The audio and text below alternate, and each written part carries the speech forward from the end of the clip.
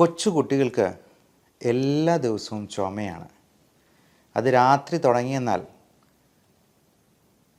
രണ്ടോ മൂന്നോ കുട്ടികളുണ്ടെങ്കിൽ അവർ മത്സരിച്ച ചുമയാണ്. ഒരാൾക്കും ഉറങ്ങാൻ പറ്റാത്ത ഒരു അവസ്ഥ.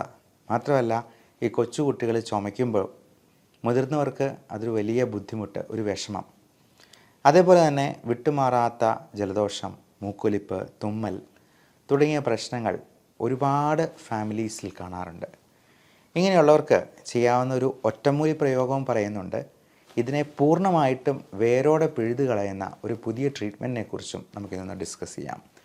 നമസ്കാരം, ഞാൻ doctor Bibin Jose, Pazhama medical centre, Pala, Kanjirappally and Sulthan Bathery. കൊച്ചുകുട്ടുകാരുടെ ഈ തുമ്മലും ജലദോഷവും ചുമയും കഫക്കെട്ടും ഒക്കെ മെയിനായിട്ടും ഉണ്ടാകുന്നത് അലർജി കൊണ്ടാണ്. അത് മുതിർന്നവരെക്കാൾ കൂടുതൽ കൊച്ചുകുട്ടികൾക്കുണ്ടാകാൻ കാരണം അവരുടെ ബോഡി പലതരത്തിലുള്ള അലർജൻസിനോടും യൂസ്ഡ് ആകുന്നില്ല എന്നുള്ളത് കൊണ്ടാണ്. പലപ്പോഴും പല പൊടിപടലങ്ങളോ അല്ലെങ്കിൽ പൂപ്പലുകളോ ഈർപ്പം നിൽക്കുന്ന സാഹചര്യങ്ങളിൽ കൂടുതലായിട്ടും ഉണ്ടാകുന്ന മറ്റു തരത്തിലുള്ള ഫംഗൽ ഇൻഫെക്ഷൻസോ ഒക്കെ ഇത്തരത്തിൽ ഈ അലർജിക്ക് കാരണമാകും. അതേപോലെ തന്നെ ഭക്ഷണത്തിൽ പലതിനോടും അലർജി ഉണ്ടാകാം. ഇപ്പോൾ ഒരു ചോക്ലേറ്റ് കഴിച്ചെന്നാൽ ശ്വാസമുട്ടലുണ്ടാകുന്ന കുട്ടികളുണ്ട്. അതുപോലെ ഡെയിലി കഴിക്കുന്നതായിട്ടുള്ള പാല്, മുട്ട, അരി, ഗോതമ്പ്, ഇറച്ചി വിഭവങ്ങൾ, മത്സ്യവിഭവങ്ങൾ തുടങ്ങി എന്തിനും ഏതിനും വേണമെങ്കിലും അലർജി ഉണ്ടാകാം. അപ്പോൾ നമ്മൾ എന്ത് ചെയ്യും? ഇത് എന്തിനാണ് എന്ന് കൃത്യമായിട്ട് കണ്ടുപിടിക്കുകയാണ് ആദ്യത്തെ മാർഗം. നമ്മൾ 1 വയസ്സുള്ള കുഞ്ഞു മുതൽ നമ്മൾ സ്കിൻ പ്രിക്ക് ടെസ്റ്റ് എന്ന് പറയുന്ന ഏറ്റവും നൂതനമായിട്ടുള്ള ഇതിൻ്റെ സ്പെഷ്യാലിറ്റി ടെസ്റ്റ് ചെയ്തിട്ടുണ്ട്. അത് വളരെ സൂത്രത്തിൽ അവർക്ക് ആവശ്യമായിട്ടുള്ള കാര്യങ്ങളെല്ലാം കൊടുത്ത് അവരെ പാസിഫൈ ചെയ്തിരുത്തി ഒരല്പം പോലും വേദന ഇല്ലാതെയാണ് നമ്മൾ ഈ SPT ചെയ്യുന്നത്. കോളം വരച്ച് കുട്ടികൾ കോളം വരയ്ക്കാൻ വേണ്ടി കൈ ഇങ്ങനെ വെച്ച് തരുമോ എന്നൊക്കെ നമുക്ക് സംശയം തോന്നിയേക്കാം.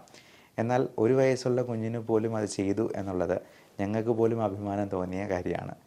അപ്പോൾ അത് ഓരോ ആൻറ്റിജൻ ഡ്രോപ്പ് ഒഴിച്ച് അതിൽ ഒരു ചെറിയ പോറലിടും. അത് വേദനയൊന്നും ഉണ്ടാക്കുന്നതല്ല. നമ്മൾ 20 മിനിറ്റ് കൊണ്ട് അതിൻ്റെ റിയാക്ഷൻ മെഷർ ചെയ്യുകയാണ് ചെയ്യുന്നത്. അത് ഹിസ്റ്റമിൻ, സലൈൻ എന്നിങ്ങനെ ടെസ്റ്റും കൺട്രോളും ഉണ്ട്. അപ്പോൾ അതിൻ്റെ റിയാക്ഷനുമായിട്ട് ഇതിനെ ഒത്തുനോക്കുകയാണ്, കമ്പയർ ചെയ്യുകയാണ് ചെയ്യുക. അപ്പോൾ അതുവഴി വളരെ അക്യുറേറ്റ് ആയിട്ട് അലർജി ഉണ്ടോ, അതിൻ്റെ സിവിയറിറ്റി എത്രയുണ്ടോ എന്നുള്ളത് നമുക്ക് മനസ്സിലാക്കാൻ പറ്റും. പൊടിച്ചെള്ളുകൾ തന്നെ 5-6 ടൈപ്പുണ്ട്. ഫംഗസ് തന്നെ 7-8 ടൈപ്പുണ്ട്.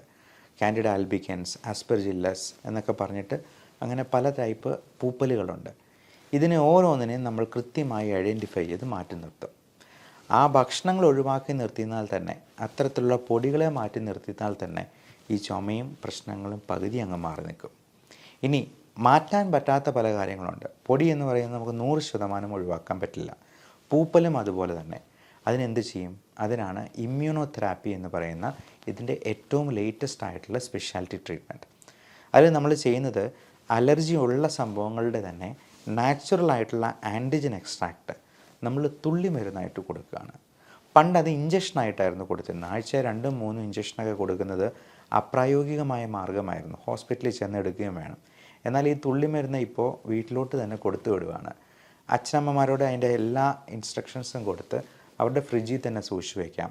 അത് നമ്മൾ 2 തുള്ളി, 4 തുള്ളി, 6, 8, 10 അങ്ങനെ ഡ്രോപ്സിൻ്റെ എണ്ണം കൂട്ടി ആ ഡോസ് കൂട്ടി കൊണ്ടുവന്ന് ആ അലർജിയെ ഡീസെൻസിറ്റൈസ് ചെയ്തെടുക്കുകയാണ് ഈ പ്രക്രിയയിലൂടെ ചെയ്യുന്നത്. അത് ഏകദേശം 1 വർഷത്തോളം നീളും. അത് നമ്മൾ ആഴ്ചയിൽ 2-3 ദിവസം മാത്രമേ ഈ തുള്ളിമരുന്ന് ഉപയോഗിക്കേണ്ട കാര്യം വരുന്നുള്ളൂ. അതുകൊണ്ട് തന്നെ ഇത് എടുക്കും തോറും അവരുടെ അലർജി മാറി മാറി വരുന്നത് നിങ്ങൾക്ക് തന്നെ കാണാവുന്നതാണ്. നമ്മൾ ഏറ്റവും പ്രായം കുറഞ്ഞത് 1 വയസ്സുള്ള കുഞ്ഞിനാണ് ഇത് കൊടുത്തിരിക്കുന്നത്. ഏറ്റവും പ്രായം കൂടിയ ആൾ 74 വയസ്സുള്ള നമ്മുടെ വയനാട് ബിഷപ്പായിട്ടുള്ള ജോസഫ് മാർ തോമസ്, മലങ്കര സഭയുടെ ബിഷപ്പാണ്. അദ്ദേഹത്തിൻ്റെ വീഡിയോ ഒക്കെ നമുക്ക് യൂട്യൂബിൽ തന്നെ കാണാവുന്നതാണ്. എൻ്റെ പേരിൽ തന്നെ ഇമ്മ്യൂണോതെറാപ്പി എന്ന് കൊടുത്തെന്നാൽ ബിഷപ്പിന് കൊടുക്കുന്നത് അദ്ദേഹത്തിൻ്റെ തന്നെ ആവശ്യപ്രകാരം നമ്മൾ പബ്ലിഷ് ചെയ്തതുണ്ട്. അതൊക്കെ അങ്ങനെയുള്ളവർക്കെല്ലാം അലർജി പൂർണ്ണമായിട്ടും മാറി എന്നുള്ള സന്തോഷ വാർത്ത കൂടി ഇതിനോടൊപ്പം പങ്കുവയ്ക്കട്ടെ. ഇതേപോലെ തന്നെ ഭക്ഷണത്തിൽ അലർജി ഉണ്ടാകാം. അത് പലപ്പോഴും നമ്മുടെ ആമാശയത്തിലും കുടലിനും ഉള്ളിലുമൊക്കെ ചുവന്ന് തിണർത്ത് വരികയും അൾസേഴ്സായിട്ട് വരികയും അതുമൂലം ഉണ്ടാകുന്ന ഗ്യാസ്ട്രൈറ്റിസ്, അസിഡിറ്റി, നെഞ്ചരിച്ചിൽ, വയറ് വീർത്ത് വരിക, ലൂസ് മോഷൻ ഉണ്ടാകുക, ഫൈറ്റ് ചെയ്യുന്ന ആവശ്യത്തിന് പോകുന്നില്ല എന്ന് തോന്നുക തുടങ്ങിയ ഒട്ടേറെ പ്രശ്നങ്ങളും, സ്കിന്നിലുണ്ടാകുന്ന ചൊറിച്ചിൽ, അതിലെ നിറവ്യത്യാസങ്ങൾ, പലതരത്തിലുള്ള മുഖക്കുരു, തലയിലുണ്ടാകുന്ന താരൻ എന്ന് പറയുന്നതും പലതരത്തിലുള്ള പ്രോട്ടീൻ അലർജിയാണ്. വെരിക്കോസ് വെയിൻ പോലും പല പ്രോട്ടീൻ അലർജിയുടെ ഭാഗമായിട്ടുണ്ടാകാം എന്നൊരു സ്കൂൾ ഓഫ് തോട്ടുണ്ട്. അത് കൂടുതലായിട്ടും വാൽവിൻ്റെ അപാകതകൾ കൊണ്ടുണ്ടാകുന്ന പ്രശ്നങ്ങളാണ്. അശുദ്ധരക്തം അവിടെ കെട്ടിക്കിടക്കുന്നതാണ്. എന്നാലും അവിടെ ചൊറിച്ചിലും അർട്ടിക്കേരിയ പോലുള്ള പ്രശ്നങ്ങൾ ഉണ്ടാകുന്നത് പ്രോട്ടീൻ അലർജികൾ കൊണ്ടും ഉണ്ടാകാം എന്നുള്ളത് കൊണ്ട് ഈ അലർജിയുടെ ആ ഒരു ഇമ്പോർട്ടൻസ് അവിടെയും അതിന് ഉണ്ട് എന്നുള്ളത് പ്രത്യേകം ഓർമ്മിപ്പിക്കുന്നു. ഇനി ആദ്യം പറഞ്ഞ ഒറ്റമൂലി, അതായത് ഈ കുത്തിയുള്ള ചുമ നമ്മളെ ബുദ്ധിമുട്ടിക്കുന്നുണ്ടെങ്കിൽ അതിന് വീട്ടിൽ ചെയ്യാവുന്ന ഒരു ഒറ്റമൂലിയാണ്. അതിന് 5 കൂട്ടുണ്ട്: ചുക്ക്, കുരുമുളക്, തൃപ്പലി, ജീരകം, കൽക്കണ്ടം. ഇത്രയും സമാസമം എടുത്ത് മിക്സിയിലിട്ട് അടിക്കുക. ഓരോ സ്പൂൺ ഓരോ മണിക്കൂർ ഇടവിട്ട് ആ പൊടി നമുക്ക് അലിയിച്ച് കഴിക്കാം. നമുക്ക് ഈ കുത്തലുണ്ടാകുമ്പോഴത്തേക്കും ഇത് അലിയിച്ച് കഴിക്കുന്നതുകൊണ്ട് അത് ഓരോന്നിനും അതിൻ്റേതായ ഗുണമുണ്ട്. ഒന്നുകൂടി പറയാം: ചുക്ക്, കുരുമുളക്, തൃപ്പലി, ജീരകം, കൽക്കണ്ടം.